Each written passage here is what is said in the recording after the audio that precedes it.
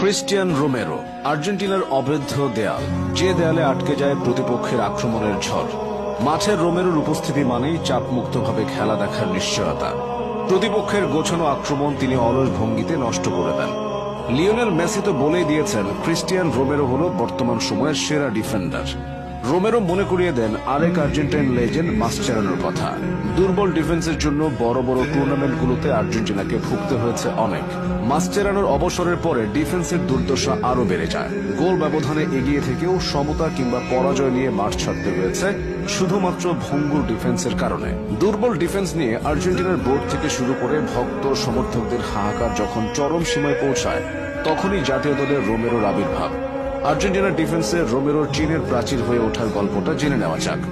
আর্জেন্টিনার আক্রমণ ভাগে এক লিওনেল মেসি আছেন, এই ভরসায় দলটার সমর্থকরা প্রতিটি বড় আসরেই আশায় বুক বাঁধতেন। মেসি হতাশ করতেন না, তবে দুর্বল ছিল ডিফেন্স। এই সুযোগে প্রতিপক্ষ বের করে নিত ম্যাচ। বড় আসরে একরাশ আক্ষেপ আর হতাশা নিয়ে শেষ হতো মিশন। এই আক্ষেপটা 2018 বিশ্বকাপ পর্যন্ত আর্জেন্টিনার সমর্থকদের কাঁদিয়েছে লিওনেল মেসিকে।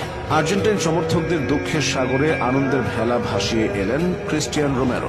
জাভিয়ার মাসচেরানোর রেখে যাওয়া শূন্যস্থান পূরণের প্রতিজ্ঞা করে আর্জেন্টিনার রক্ষণের ভার কাঁধে তুলে নিলেন এই তরুণ।